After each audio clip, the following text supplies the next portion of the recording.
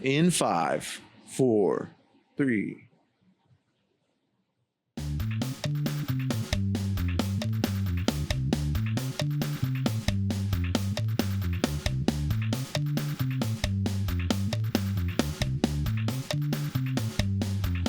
Hey guys, Nick Campbell here, and with me as always is David Steele. And we are Rhythm and Wit. We are very excited to bring with us today who we're going to interview. I don't know what happened right there, dude. I didn't have enough Diet Dr. Pepper before I started. Michael Pasvar, what's up, man? What's up, guys? Welcome. How are y'all? Good. Usually a little smoother than that. Sorry. I liked it. Yeah, thanks. We do the countdown because we're like big nerds about the Wayne's World, you know. Okay. Like whenever they did that in the beginning of the movie, but we tell everybody that, and it just never seems like They don't care? yeah, or maybe they don't know. They might not know. They might not know because we're going on Wayne's World being almost 35 years old at this point, right? You know, so you might be catching people that haven't seen it. Dude, I've been using references lately that have not been going. Like, really? Yeah, and like in a way, I've never had somebody look at me while I'm on stage and just go, "What?" You know? I have had that happen on stage to where people don't know. Actually, I think my biggest bomb ever was in Oklahoma, in Tulsa. Okay. So I did like the Tulsa Looney Bin. I mean, this is a long time ago, like 18 years ago. And I'm brand new into comedy at that point.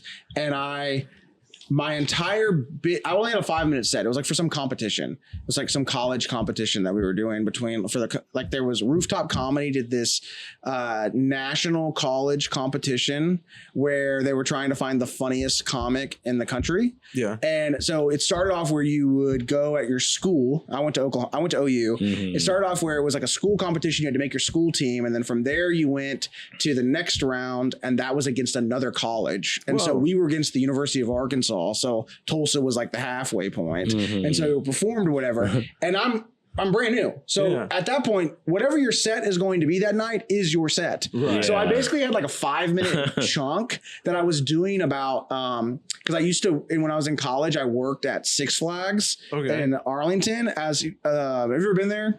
Yeah, I mean, I haven't been, but I worked in a frontier city. So at Six Flags, they have these like comedy Western gunfight shows. And I did that for like 2 summers. Did you really? Yeah. Did you fall and everything? No, it wasn't a stunt show. It was just comedy and like a shootout thing. Okay. So I did that for like 2 summers. So I had all these jokes that I had written, not about doing the show, but just like things that I had witnessed at Six Flags. And I'm doing these jokes and like they're just looking at me like they don't know what Six Flags is. Like, so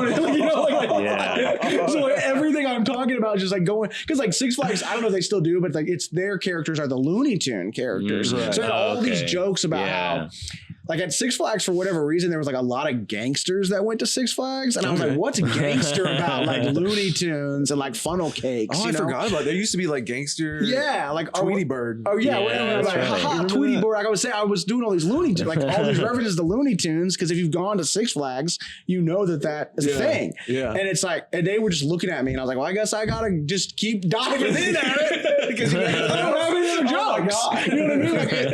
Like, I probably did. But at that point when I was doing comedy, whatever I was doing that night was what I was doing. I would rehearse it. I would do it, over and over again. Now, if I'm doing a bit and it's not going over well, I just, scoot out of it and like try something else, do something different. For sure. Yeah. You can be a little bit more flexible. Yeah, absolutely. Instead of just being caught. Well, that's when you got a little bit more, I call it having something in your back pocket where it's like, all right, I got this stuff. I got some sidebar. I noticed some lady over here. Like I got some things. But whenever I first started, you'd forget. I would forget my set in the middle and just be like, oh, I guess I'm just here now. Yeah. Well, dude, that's the hard part about when you're starting to work on a new set. Yeah. I'm sure like you probably had that as well to where, that's kind of why now I'm working on new stuff, but I don't have it memorized. I mean, I do, but I don't have it like a cadence yet. Yeah. So there are times where I'm like, oh yeah, I didn't do this 4-minute chunk because I just completely forgot about it. Yeah. You know what I mean? Because you're not used to doing it at that point. You haven't done it a ton. So you just did a special. Yes. You just released your special, Blended Feathers. Go check it out on YouTube. Watch it now. Actually, we'll finish the episode. Then go watch it. We're actually going to add it to this video now. Okay. And we're back. But no, So did you dump all your stuff after that?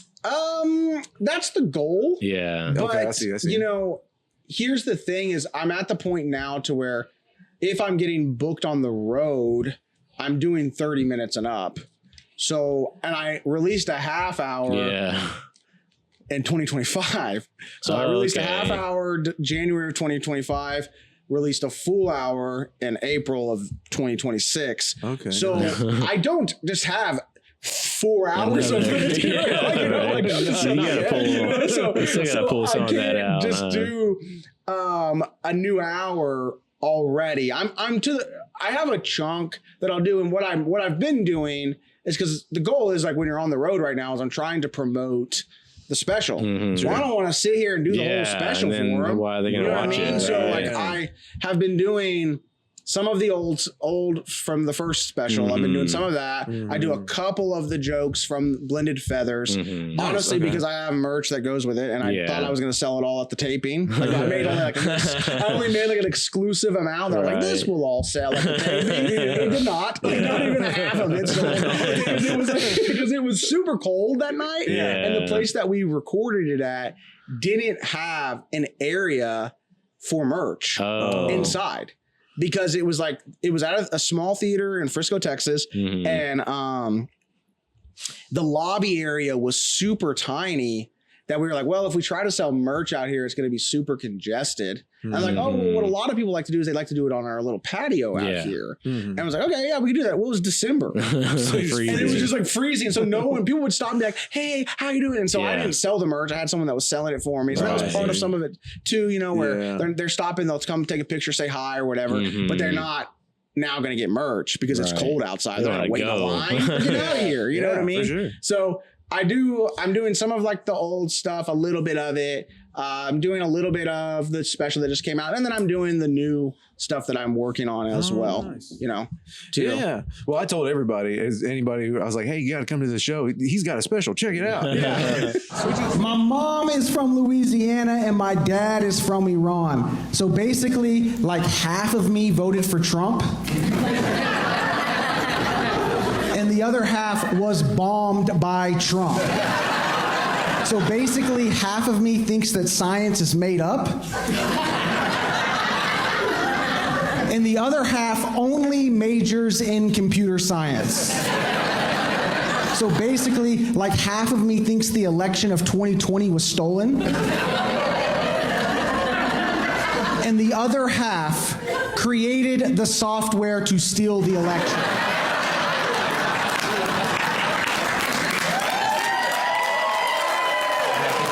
Which is it's really well produced. That's something I did want to bring up. Every time I see your stuff, it's just like, man, this stuff is really well produced. How's he doing this? And in the podcast as well.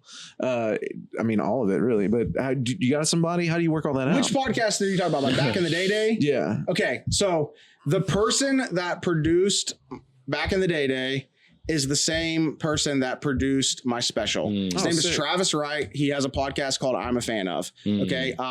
His podcast is awesome. That's how we met. What he is literally, he just interviews people that he's a fan of. Nice. So he's interviewing people from he's not in the Dallas comedy scene or the Dallas music scene or anything like that. He's literally just a fan of those scenes. Right. And he brings people on and he interviews them, gives them a platform. And he's really good at what he does. So we just got to talking. After I was on his show, we just kind of kept in touch. You know, I think I was on his show in like 2019-ish. And during the pandemic, I was bored. Right. So I kind of had this idea for my podcast Back in the Day. And I was like, just texting him kind of my ideas. And he's like, that's a really good idea, actually. He goes, and honestly, I'm kind of looking to produce a podcast besides just the one that I host. Right. You know, if you want, I can produce it. Because I like the idea and I think it'd be fun. Nice. And that way you don't have to go buy all the equipment and stuff. And I was like, hell yeah, let's do it. So then we became friends at that point. We ran a marathon together, whatever. We became like buddies. Right. And we had this idea about 5-ish years ago. We started talking about him recording a special for me. I knew what I wanted to call it. And I wanted to call it Blended Feathers based off the one joke that I had there. And then we just didn't do it. He ended up actually recording another special for Lawrence Rosales, who is a Dallas comic, awesome comic. Okay. He produced his special, Trina. I think they shot it in 2023. It came out 2024. They ended up doing a special. Travis and I kept in touch more about talking about me doing something. Then I got this opportunity with Open Bar Comedy to do my half-hour special. And I took that opportunity, and I'm glad that happened before Travis and I recorded Blended Feathers, because since that happened, what I did with the I Like Your Jesus special is I just kind of retired a bunch of jokes, and there was this joke. It was just kind of a bunch of jokes that I got rid of that were 30 minutes long, or 30-minute set, but there was no through line with it. And then what that did is it allowed Blended Feathers to kind of shape up and be this thing that I wanted it to grow into, which I wanted there to be a through line theme throughout the entire special. So I wanted it to be like a start, a middle, and end, more of like a story, like a 1 hour story, instead of just like joke. Right. That's what I noticed. Is it was more, if when you talk about your wife or your mom and everything, you could see it's more built like a story. Yeah, right. There's not a lot of just, and it's more. Does that so the first 30-minute that was more of like kind of the egg, like you got rid of the stuff you didn't need, and then you went to the next one. How did you write all that? How did you find your through line? So the Blended Feathers, have you watched the whole thing? You don't have, that's okay. Pieces, all right, so and so I haven't put out that clip, but the Blended Feathers thing came from something that happened in real life. And what happened in real life, it didn't mean what I turned it into. I changed it into something, whatever. And so I used that through line as basically was just about being a mixed race kid, right? Like mixed background kid. And my mom's from Louisiana. My dad is from Iran. So just like used that Blended Feathers comment that was made to me and turned it into like, well, what other material do I have that can kind of go with that? Okay. And then also what did that make me being from that background of a mixed culture, how did that shape who I was? Right. And so a lot of it was like, I was uncomfortable because I was uncomfortable in my own skin. Right. So then it made me be uncomfortable in other situations and made me be a little bit insecure. So then I just started building, and the through line was about me growing up being insecure. So I write all these different things that kind of go with it. Right. And that's kind of how I was able to piece it together. And it made it super fun. Right. Like it was cool because I was talking to Travis, the producer of it. There's a piece of it at the end. The last like 3 to 5 minutes, I never did until the recording. Oh, wow. Nice. So, was that like a real personal moment? Yeah. So I told Travis, I was like, hey man, I got this part that I'm not going to do until we record. I'm going to do it one time and one time only.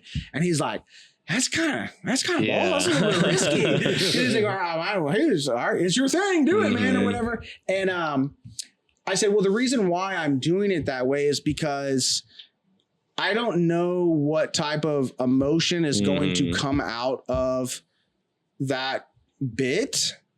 And whatever comes out, I want it to be authentic. Right. I don't want it to come off as something that I've done 100 times. Yeah.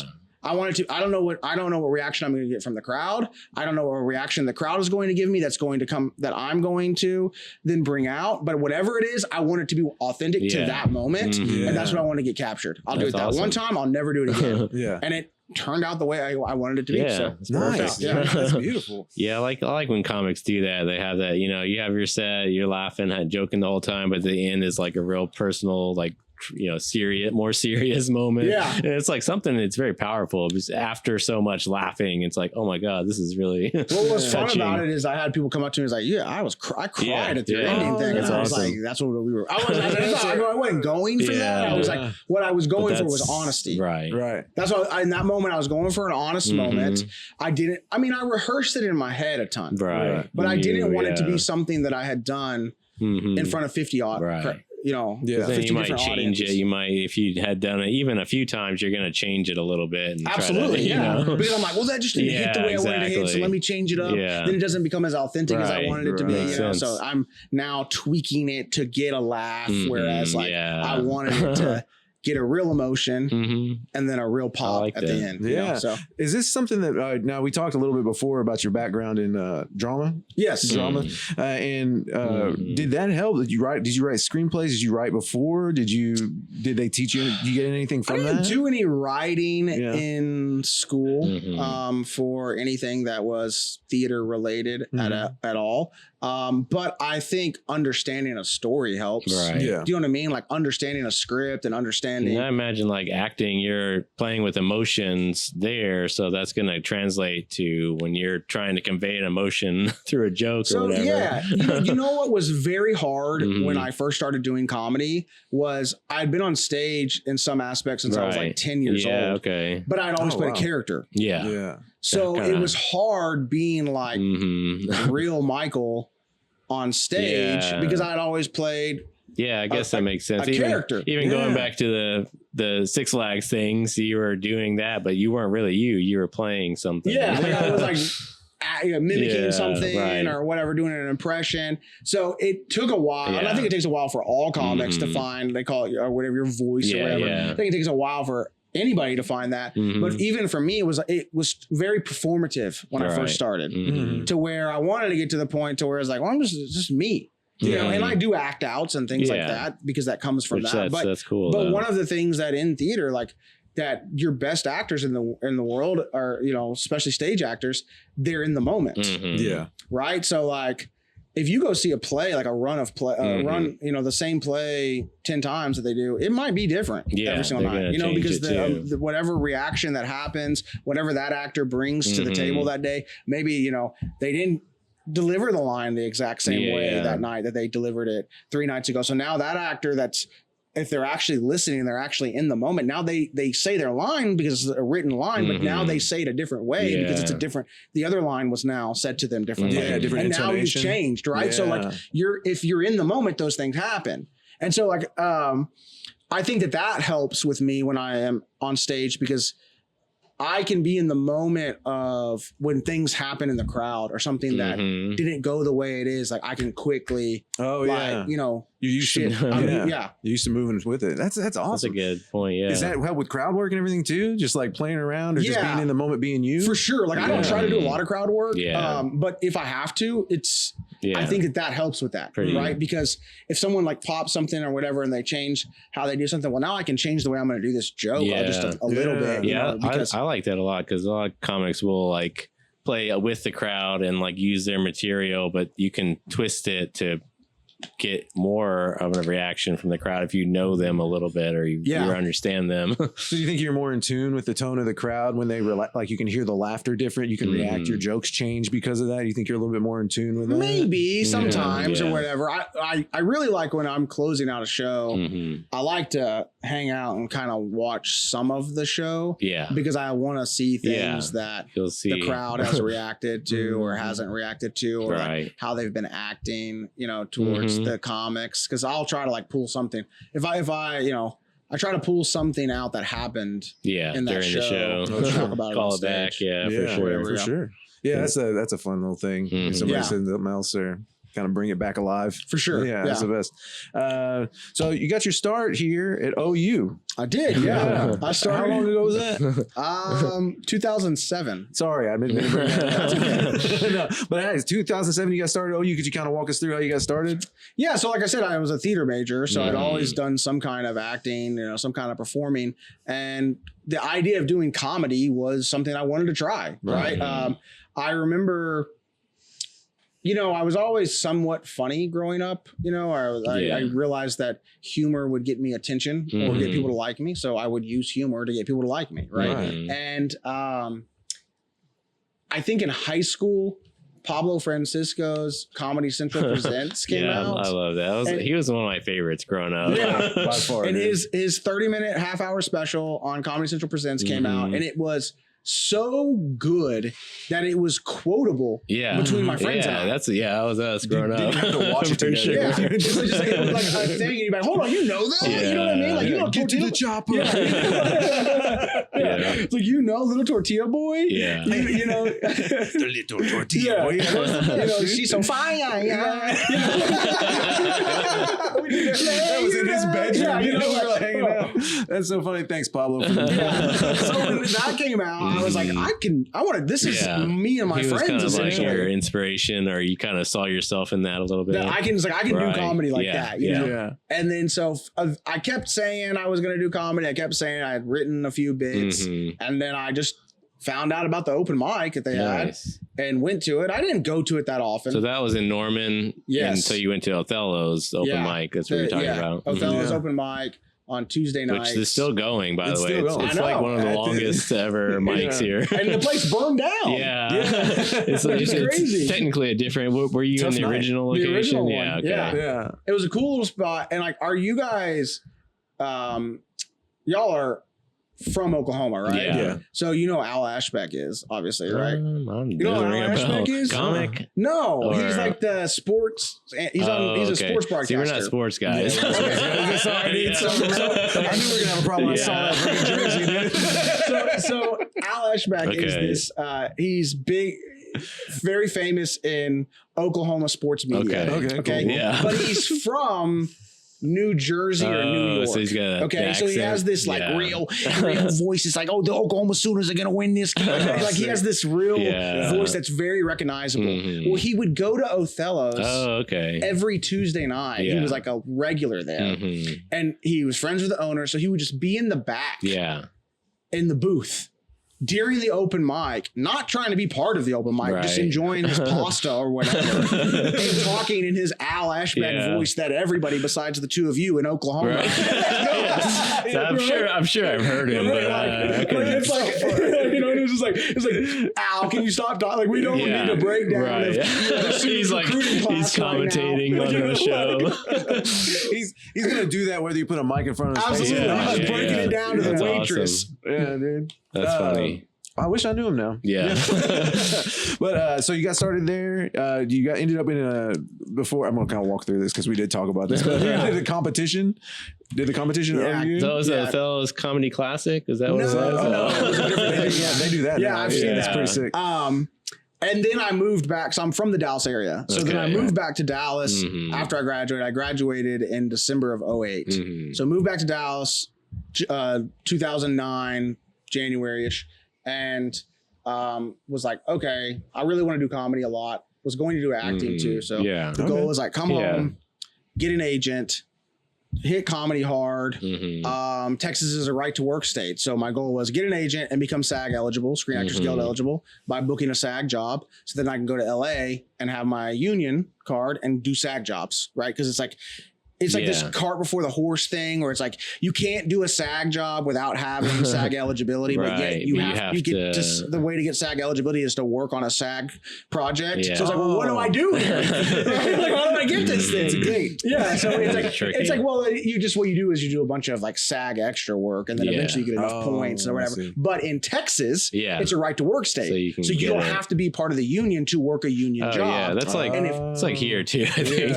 So if you book a union job and you're a principal character in it, then you now become automatically eligible, right, to join the Screen Actors Guild. Yeah. So I think like my second or third month of being back at home, I booked a SAG national commercial and was like a lead character in it. So that got me my eligibility. Nice.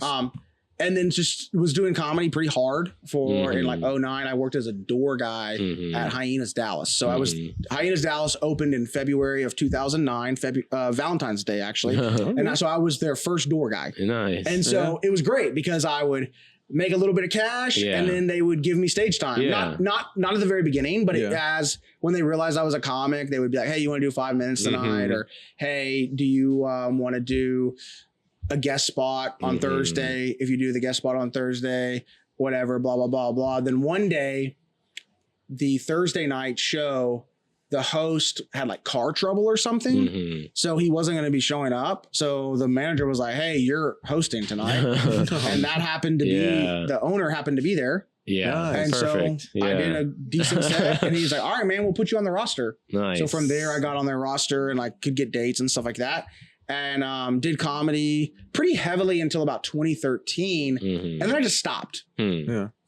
So how many years was that up to that point? Well, it's like, that was 6, I mean, 7 I had years. started 6 years ago. 6, 7 years. Sorry, guys. I started, the first time I'd gone up was 07, but I really count like 2009 or 2008 as like my actual start. Cause that's when I started like doing mics all the time. How many would you do? Would you think like in a week? As many as you could get? Yeah, as many as you could get. And then the helpfulness is that I pretty much got a guest spot every week at Hyenas. As after a couple months of working there, I'd either get a guest spot on usually Thursdays, because that was like the free night, and I would get to do 5 to 7 minutes in front of a quality crowd. In front of a crowd, and then or a sellout show on a Saturday. I get to go do 5 minutes, whatever, and that really helped. So you it seems like you kind of got in pretty quick. I mean, that's what I'm trying to get at, like why you would stop, because I feel like after you kind of almost like, okay, I've done it, after that time, it's like, now let's do something else. Here's what happened with it. So I got married in 2010. And I was married 2010. We were building our lives. Yeah. Right. Building our lives. I was trying to figure out what career, because I, at this point, no longer was going to move to LA. So I was kind of doing a shift of like, what was my career going to be? It wasn't going to be acting anymore. Cause I had decided in my head that I was going to be an actor. Yeah. But there was no, entertainer at some sense. It was not, I wasn't going to be working a dang desk job. But happen. Failure was not an option. Right? Like I had all these goals in my head. So far I was hitting them, and then I just kind of changed pace of life that I wanted. I met my wife. I'd much rather wanted to be married to her. I thought if we went out to LA, that would end. And I know that ended. So I just, because you're married, right?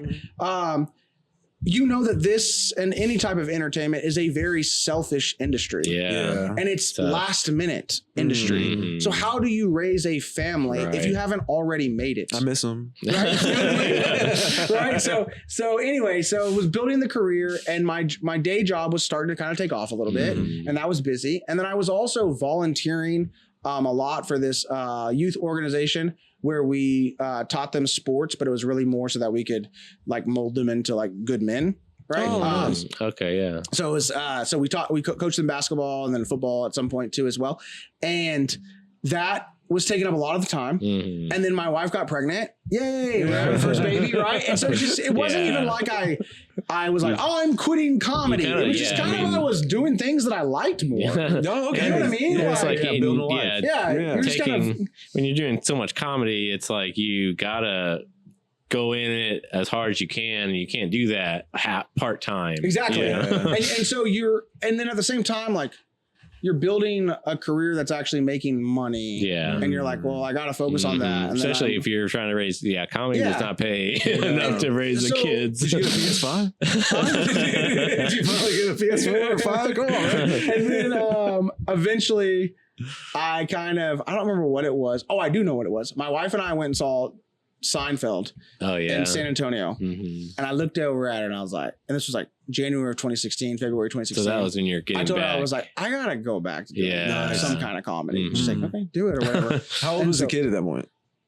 She was 2.5. Okay, yeah. So a little bit. We had another one. So, but at that point, my career, I have 2, okay. 2 girls. And at that point though, my career was kind of established. So, you know what I mean? Like, so I was kind doing of time well. that you could dedicate some more time going back. For sure. And my job was doing pretty decent, and it was a flexible job. Yeah. So I just started kind of going to mics again for about a year. And then I started hitting people up that I knew for actual like real stage time. And that was a doozy. Did you build a new set? You're like brand new, or use some old stuff? A little bit of old stuff. Yeah. But probably needed something to kind of bounce it in, off of. For sure. It's hard to go in cold. Like, nothing. Well, so I think at the mics I did all new stuff. Yeah, trying new right? stuff out. All the new stuff that I had written kind of during basically what I had experienced. Were you still writing that whole time when you were kind of, or maybe, I don't know if I would maybe just logging stuff? Yeah. More thinking than anything, right? Like I do this one bit where it was about, the whole premise of it is that like people from different groups can say the same words, but have two different meanings for it. And it came from when I was coaching that youth basketball team. Like half my team was Hispanic and the other half was black. And so like something happened one day in one of our practices that it was just like same exact words, but two different, and it was hilarious to me. And I was like, I wanted to make that a joke for so many years. Yeah. I was like, but I can't, it has to tie to something. Yeah. And then literally like 3 years later, I'm out, we're at a bar. My wife and I are at a bar and I see this guy with a bracelet on that had like a saying on it. And I was like, and I just like clapped my hands. And my wife was like, what? And I was like, I've been trying to write this joke for 3 years and now I can finish it. Yeah. It's finally like now it has something that goes with it. That's awesome. This episode of Rhythm Wit was brought to you by Campbell & Son Electric, Oklahoma City's trusted one-truck electrical contractor with over 20 years of experience in the field. Whether it's upgrading your home's electrical service, troubleshooting issues, or tackling small commercial projects, Campbell & Son Electric delivers top-notch work with care and attention you'd expect from a family business. Servicing areas like Del City, Edmond, Yukon, Mustang, and beyond, they're your go-to for reliable expert service. Need help with your next project? Visit CampbellandSonElectric.com today and get it done right the first time. Campbell & Son Electric, brightening Oklahoma, one wire at a time. But all right, cool. So you're back. You got two babies probably on your shoulders while you're up on stage. Pretty much, yeah. Yeah, you're doing the thing. You're putting it back together. Piecing. You got a good job. You got a PS5. I think I had a 3. Yeah, I was like, that was a while back. A PS3. PS3. Yeah. I think that's what's your go-to game, brother? Dude, I never was a gamer. Yeah. I think I played like Madden and stuff like that. So you're a sports guy, for sure. You know, maybe like Grand Theft Auto. Right. Okay. Well, we're done here. Yeah. But you're out. You're putting it back together. When did you? How's that? I mean, to now. I mean, you've grown and you've made two specials. At this I was point. gonna say, I kind of like how like your kind of story, because like a lot of comics that we know, especially people that have been doing it as long as you. It's like a lot of them get burnt out after 15 plus years. I mean, unless you're like really doing it and traveling and doing stuff. I mean, it's just hard, but it's like you had a good start, took a break and then came back. It's like a refresh. You don't feel like this. Yeah. I'm trying not to get burned out. I'm trying not to get sad about it. I will say this is what's funny about it. I was playing golf today with one of my best friend. Yeah. And I definitely had like a mental not a mental breakdown about it, but I was like, it's kind of like, you know, like you and I were texting about like the numbers for this show or whatever. And then like I had a show tomorrow night that we canceled because there wasn't enough ticket sales. Yeah. And I was just like, what am I doing with my life? I was just like I was on the golf course. I was just like he was like, what's wrong, dude? I've known him since like 6th grade. I was like, what am I doing with my life? So you're 40 years old. You know, like you're like, dude, I did that. Like, well, I mean, I'm with you. You know what I'm saying? Like we tried a new marketing strategy. This is our first month. This is and we're starting to see things really kind of move a little bit more fluidly, you know, like we're getting more stuff coming. We're getting more responses. Yeah. We're getting, but you know, it's summer. I assume people like being outside. So it's just one of these things where, you know, ticket sales are hard if you don't have a plan, or if you don't, not even that you have a plan, you can have a plan and execute it perfectly and work your butt off on it and you don't sell any tickets. Like, cause this is now, so tomorrow's show got canceled. I had a show at the Addison Improv, which I always sell really well. Yeah. There get canceled in February because we sold one ticket and or maybe it was 2. We sold 2 tickets. A couple. Two disappointed people. And so you just look at it where you're just like, man, this is like the ticket sale thing is hard. I have had success sometimes. Like, you know, you were telling me like, we have this is a lot of pre-sale tickets. Like, you know, whatever, like, I haven't cracked it. I will say that the way that I have sold tickets in the past and done a good job at is I can one show a year in the DFW, I can pack it out. Yeah, it's like that. Because I have about 800 to 900 people that I can pull from. And if I can get a 25% closing ratio on that. We got 200 people in that bad boy, right? And so you can make it, I can do that once a year. And kind of the way that I built that is that obviously a lot of those people I'm from the DFW. So a lot of those people are people that I have some kind of connection with. Either they went to school with me, I worked with them at some point, we're just friends, or people have came to shows over the years. They follow me. So what I do is I make like I wouldn't call it a spreadsheet. It's not that official, but I take all of my followers that I get from different areas when I do a show.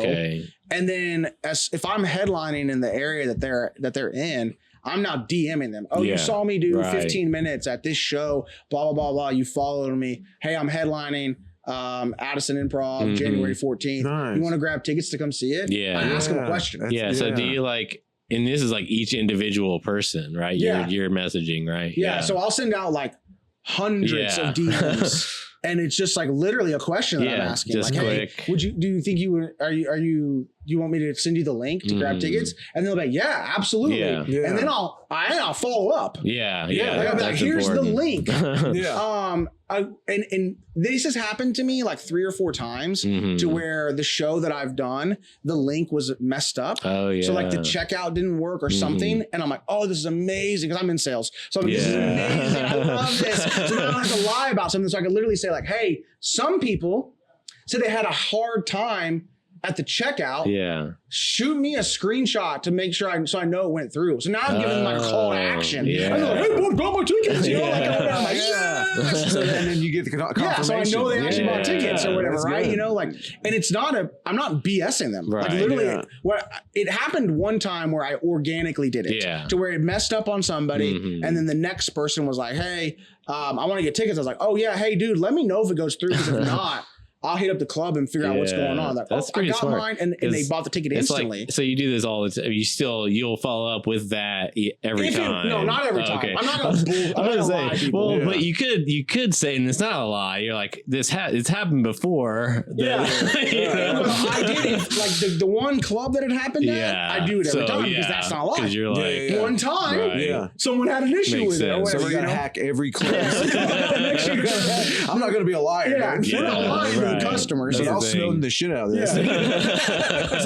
So that's one way, or like, one more question on that, because I like this idea of like DMing individual people, because I found, I mean, anytime I used to like host parties or something like that, and we used to book music back in the day too, but it's like the only success I've really found at getting a large crowd to anything is like personally inviting each person. You know? Because when you're posting, you're just posting at the it's so easy to ignore for people. It's like, oh, okay. Or they're like, oh, maybe I'll do it, but then they just forget immediately. Well, and they feel like you're personally inviting them. I think that's really what it is. You know what I mean? Like, it's like they feel like it's happening to them. It's like, oh, this person wants me there too. And I will do this too, where people say like, hey, I can't come to this one, but hit me up with the next one. Sorry, bro. You're in the action process now. It's like, you're gonna get you just got this sales funnel. You just got, my bad, man. You just got in the funnel. For sure. You're a liar. Shouldn't have told me that because I don't forget. And I have a CRM. I got a CRM for that. I'll put That's you in it. Awesome. You got like a little text thing too. I have text message. Well, no, I mean, it's not. It's like a process that I follow. It's not an actual real CRM, but it's in my mind. Well, I've got one for my business, like for my. That's such a brilliant idea to do that for a comedian. I thought about that at one point whenever I was going to be going like more like an independent sales thing where I wasn't going to work for a company and I was going to have to purchase my own CRM. I was like, dude, if I purchase my own CRM for my other business, I'm going to use it for comedy because I own it. Sure. Right? You know what I mean? So I'll just throw things in there and then I can follow the same process that I'm doing for my sales stuff.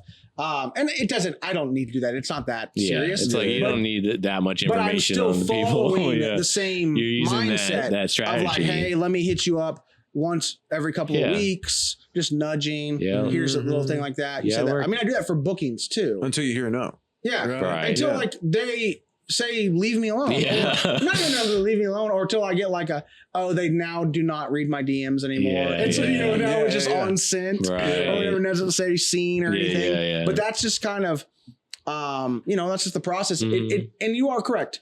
They feel like they are, because you are personally inviting them. I'm not sending it to like, I am strategic about who I'm inviting. It's not like mass email. Exactly. Or it's not like I'm click each person and then like here's a DM to 150 people in a click of a button. I'm going in there. I'm looking at it. I'm like, okay, this person actually came to see me in Dallas 2 weeks ago. The odds of them coming to see me are slim. I'm not going to bother them again. That's really smart too, because you don't want to, push too hard. Exactly.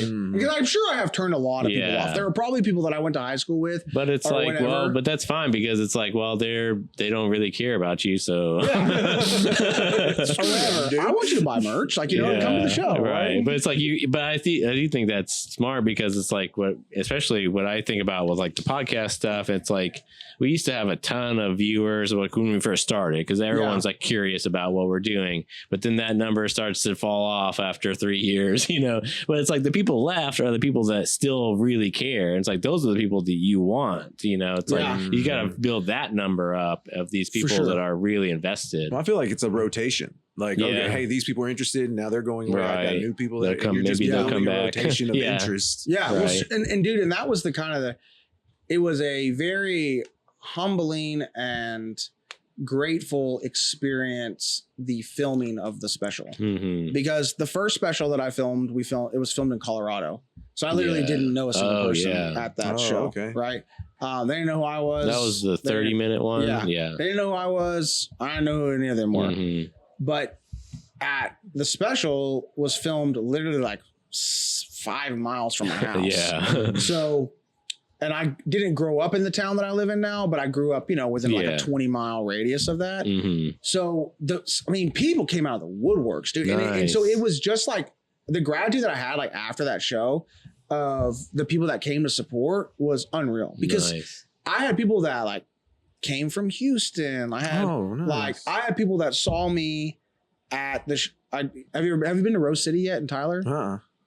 That saw me on I did a show in last July at Rose City on a Thursday night. I headlined it, and there were 13 people at the show. We had a great time. And 3 of them came to the special taping. Oh, that's and what you know what I mean? Like, and like it was little things like that. Planting a seed. Or like, in like there's a radio show that's popular in DFW called the Ben and Skin Show, and the people that are on that show became kind of like my buddies, just through like different things, and they've been so supportive of my comedy, and they'll talk about it every now and then on their show, and I have people that their fans came to the special taping, like, you know what I mean, like, hey, listen to you on that or whatever, like, or they say your name, so we want to come. So there was just this, teachers came, like, teachers, friends, people that both of my brother-in-law, like, all these different people that have been part of your life. Like, even in some they're aspect. like, tangentially connected. Or just like, like random people that you're like, oh yeah, like I saw you do comedy, 3 years ago at this thing. Like, I'm coming to the taping. That's cool. So that night, like, I told my wife the next day, I was like, I don't want that night to be the pinnacle of my comedy career. I was like, but if it ends up being it, I was like, I think I can walk away.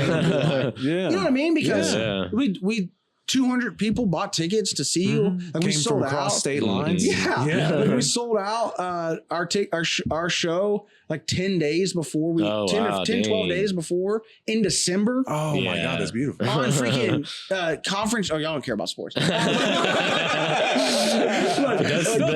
us about this. We do pay attention to sports because of the shows and the finals and all that stuff. On conference championship, college football conference championship Saturday, where like that's a big, whatever. Like, there's like all the conference championships are the Big 12, the SEC, everything was that day, right? And it's like all these people came out, supported or whatever. We sold it out far in advance. I will tell you, there is one downside though to the personal invite thing. Okay. And it's just me being a little diva. But you are now the party planner of it. And they're going to come to you. Where should I park? Hey, man, you know what's on the menu? What time should I get there? Bro, I am Beyonce. I'm texting Beyonce to see where you park. Like, because it is on my feet, because it is a little bit different. Like, because you are like literally, it's almost like you're inviting them to a thing. So if you invite me somewhere and I have a question, you're who I'm going to ask, right? So I get the mindset of it. For sure. But like the day of it, dude, I had to put my phone on do not disturb. Oh, wow, because it was nonstop. Hey, where should I park? Hey, what time should I get there? Hey, do you think if I get there like a little bit, like 5-10 minutes late, is that okay? Like and I'm just like, I can't be. So you don't have time for all this. Yeah, I can't be Google. Like, hey, do they have food there? Do they have this? Do they have that? I was like, I don't work there. Yeah. Like, you know, whatever. So, but then you like can't get mad because people are coming to support you. Yeah. You know what I mean? Like, probably. Yeah. So I finally just had like one answer that I just like copy and pasted to send to people because the number one answer all their questions. The number one I was getting was what time should I get there? Yeah. And so my response back to them would just be like, seats are first come, first serve. That's all. Our seats are GA. The doors open at 6. Show starts at 7. Get whatever time you feel is comfortable. That's going to get you the best seats you want. So that probably eliminates most people's questions right there. Yeah, I don't know what to tell you. I don't know. Yeah, we had Danny Tran and Kenny Lee. Oh, nice. Have you seen them before? Danny Tran? Yeah, I think he did a thing at Twisters here recently, or he's about to. He's coming with me to Twisters. Oh, okay. Is that what? And he might have. He did something. There's like is there a brewery show in Edmond? Frenzy. Oh, maybe. Yeah, Frenzy. I think Andrew Rose does that one. Yeah. Okay, yeah, he might have done that one. Yeah. Yeah, I think he did that one. That was a fun one. Andrew Rose, I think, only does that like maybe quarterly or maybe every third of the year. Yeah, Danny's great, dude. Danny and Kenny are great. Nice. My buddy Rocky Deer was the MC. He didn't do any time, but he just did like I just had him host it, you know, like kind of introduce like what the night is going to be like. Because that's what I was gonna say. Well, like some of these questions people have, it's like, well, this isn't really a normal comedy show because it's a taping, right? Yeah. So it's like it could be a little different. Like whereas like most shows like doors this time, whatever. So it kind of makes sense why it's people. Not even just on that. Any show that you do where you're doing the DMing, right? They're still hitting you, going asking you a bunch of questions, which is fine. Yeah. Because again, if at least they're coming to support, so ask all the questions you want. Just understand that I'm probably not going to respond to all of them because I am Beyonce. I love that. But you probably got so much going on, you know, during that day to get ready for it. I mean, people got to understand that too. Dude, I was a nervous wreck that day because, you know, mostly my nervous wreckness is that I knew the show would be adequate. I'm not gonna say I knew it was gonna be good because it might not be, but I was not self-producing this special. I'm a fan of, and Travis Wright, they produced the whole thing. So and you, like you said, the quality of it, I don't know how much money he put into this thing. I don't know, you know, forget the money aspect, the effort. Having to coordinate all these, there's like 4 camera guys. He had to hire those people, had to coordinate that. He redid the theater. The theater did not, the way it looked like on the special, it's not how it looks. Like I posted something was it like on my set design stuff. Well, no, it was just a blank white wall. Yeah. And the theater's beautiful. It's gorgeous, right? It already looked great. But we went for a camera testing about a month or so before the actual filming. The camera guy came. We tested the show out. Tested the shots out. He took some pictures. They looked at stuff on it. He texted me later that night. He's like, hey, I think it looks fine or whatever. He's like, but I got some kind of ideas that I want to change to the stage.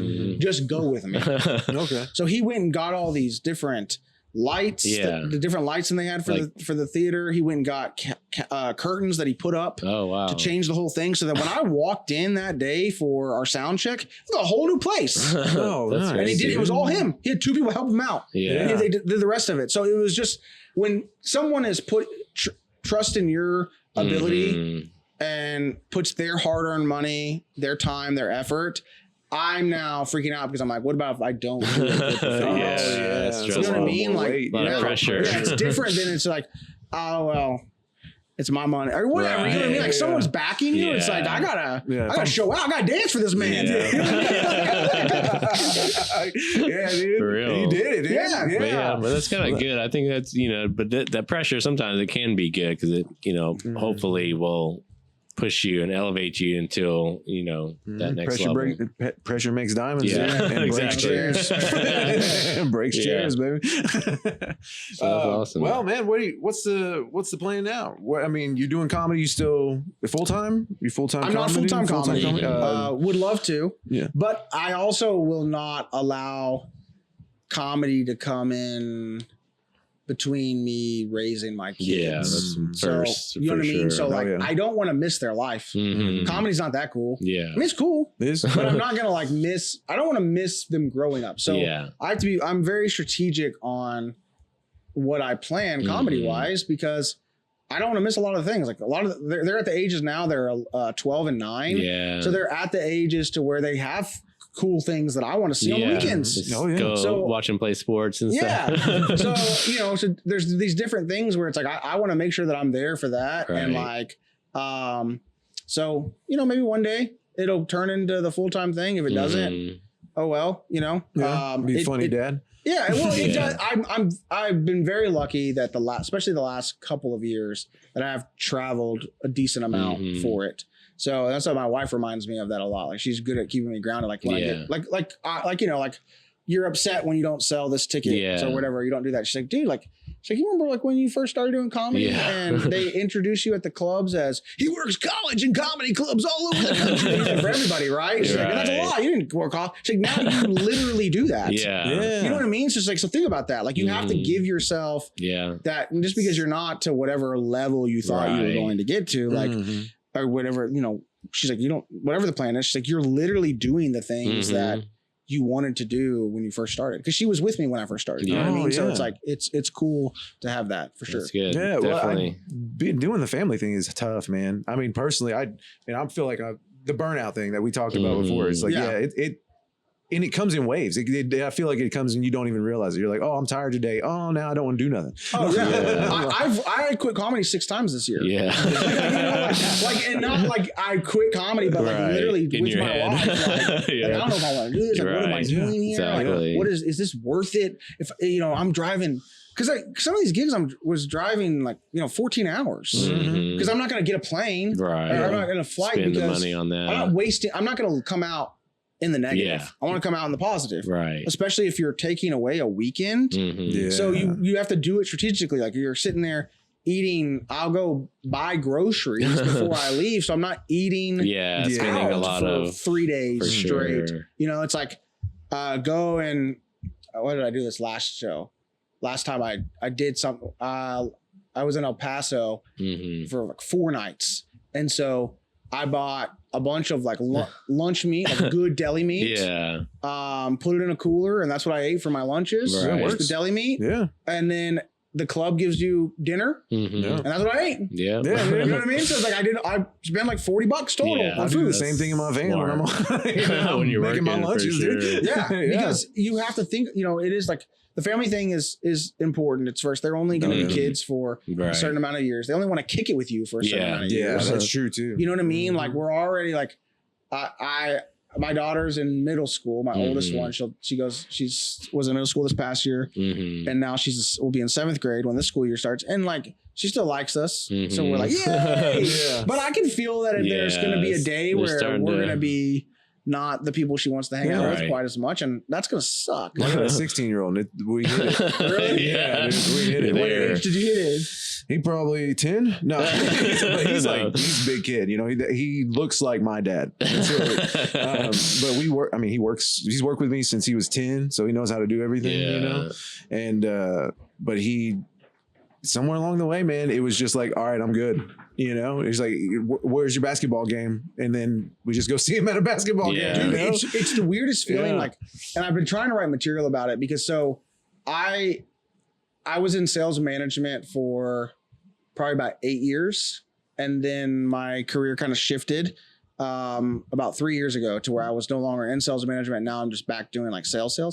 And then my wife and I kind of like flipped roles a little bit. And so now I'm doing a lot of like the running around with the kids. And at first it was like a hard thing to be like not be in management and feel like my career was going backwards a little bit. But then I was getting a ton of self-worth and taking the kids everywhere. Nice. Yeah. Like, you know what I mean? And then this last year, my oldest got in a carpool And my wife was like, that's going to be great. It's going to make it easier for you. You know what I mean? I was like, wow. And I was like, after like a week of it, I was like, well, what do I do? Yeah. You know, whatever. Like you lost your purpose. Yeah. Like, seriously. And there was like this day where I was like feeling real blue. Yeah. And, my daughter forgot her like library book. And, you know, now they all have iPads at school. So she emails me and my wife. And I had just done drop off that day. So I'd been back for like 30 minutes. I just logged on to work and I logged off and was like, and my wife was like, what are you doing? I like grabbed her library. I was like, my baby needs me. That's awesome. And I was being 100% serious. Yeah. That's sweet. She was like, what is wrong? Like she can get the 10-cent late fee and turn it into more. And I was like, I'm coming to it right now. Well, that's with my son Ryland. He, like I say, he's 16, about to be 17. He had a car, and then once he took off, it was just that's his life. You know, you're like. We started, and now we work together during the summer, right? So it's like being just next to another guy, you know, because it used to be like, I know everything about you, you're good, you know, but now it's like, play some music so I know who you are. Yeah. It's like now you have to learn about him again. Which is fun. Yeah. I mean, like I said, we work together, we work really well together. And so it's like, it's nice. Me and my dad did that. So it's nice to have that with him too. And I plan on teaching both the girls too, because every one of them are going to be able to do the trade at least, you know, but it's still one of those where it's like, come on, man, be a little kid again. I know. You know? Yeah. Once again, we're like holding on to it as much as we can because we go to Disney as a family a lot. Like we're Disney nerds. Disney adults. Not adults. I say we're Disney family. Well, I don't think my wife and I would ever go. Like, that's a weirdness. But that is a whole thing. Yeah, it's a whole thing with a lot of people that don't have kids that just go to Disney. Absolutely. So, we're going in August because I have some shows in New Mexico. So they're gonna like come with me to the shows, and then we're gonna like Griswold road trip it to California for Disneyland. And my wife, at one point we were talking about maybe not doing it because like, does it make sense like to do it, you know, like or whatever? After we'd already told them, and then they're really excited still. And I was like, we gotta just soak that up. And like little kids for, you know, as long as they want to be little kids, be little kids with them. You know what I mean? Like, I want you to be. I'm sure you know, now that you're a teenager, there's that part where you're like, well, when do you start letting them be teen? Like, you know, like when do you start letting them have fun? When do you start letting them get on? Because it's like more responsibilities and things like that. And it's like, then you're losing that childhood. But you're gaining like a stronger member of your family. Yeah. Like he's very, like he helps us do stuff. Well, before he wrecked the car and totaled it. That's why he said, you said he had a car. I was like, wait, what? What happened to the car? We need to catch up on stuff. I haven't talked to him in a minute. Like, but no, he got a wreck, got a concussion. Me and my wife are driving out to the incident. You know, shit. That's terrifying. And and she's freaking out, and I'm like, why are all these people in the way? And then, well, it was him. The whole thing. He was. Oh my God. Yeah. So we go in there, and he's laid in the chair. We're walking up, and it's just like, you know, and I get up there. He goes, "Hey," and I'm like, "We're good. The truck is totaled, but he looks good. Let's just get him to the doctor. Let's get out of here." Yeah. And then, but now he's chomping at the bit because he has no way to get away. Yeah. He's had the taste of freedom with the car. Yeah. Can you imagine? It's like that first, like remember when you went off to college? No. Okay. I didn't go off to college. I stayed here. Well, okay. So I remember like going off. I went off to college, and I remember coming home for that first Christmas break. Okay. Yeah. After you just like because it's this. If you think about the college experience, it's kind of insane.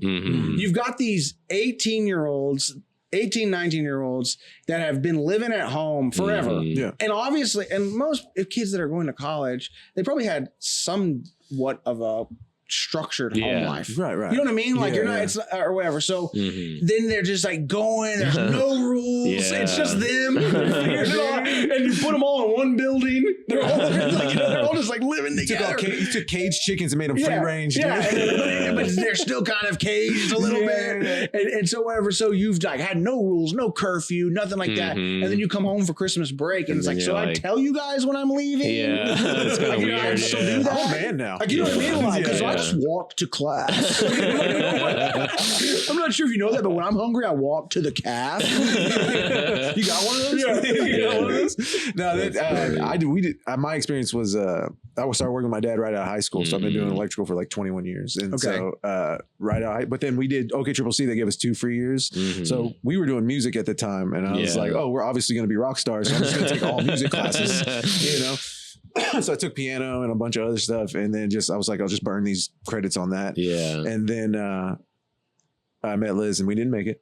Didn't make it as a band, but that was learning and living through that. So as soon as I got that first check as an electrician, I was like, I can leave. Yeah. I can leave. So I came back every 2 years for a little while. Yeah. And then those moments, Dad would be like, man, you can't tell me what to do. What? Yeah. He's like, well, pay rent. And I was like, I'll do whatever you want. And my parents weren't strict. So it was like, not like they weren't like once I got to a certain age, it was, I had to respect their wishes. And I had to be like, hey, it was more of like, hey, let us know where you're going. Like, you know what I mean? Like leave the house or whatever. Though. But I had some friends that they went, that I was in college with, when they went home for Christmas, it was like living in a jail cell for them. They their parents treated them just like how they were in high school. And I was like, that sucks for you. Go, dude. I'm going here, I'm going there, whatever. I just got to tell my parents that I'm staying the night at so-and-so's house tonight, whatever. And we're good. But yeah. All right. Well, we have a show. We have a show in about an hour. Yeah. We got to get done, but where can people find you? What do you got going on? What's next? Yeah, I guess talk about the specials and all that. At Michael Pasvar on Instagram. You can find anything there. Check out Blended Feathers. Yeah. Share it with people. It's the best thing I've ever done, I think. Yeah. So check it out. Go see it. Is it on YouTube? It's on YouTube. Yeah. It's on the I'm a Fan of YouTube channel. Nice. So go take a look at that. My show dates are on my Instagram, so you can find it there, or michaelpasvar.com. Right. Yeah. Well, thanks again, man. Yeah, guys. Thanks for having me. Awesome. Great getting to meet you and talk about everything. Sure. That was awesome. Guys, you can find us. We got dates and stuff. Nick Campbell Comedy. Of course. Yeah. Everybody, thanks for watching. We'll see you next week. Bye. All right. Thanks, man. Yeah, that was fun. Really good.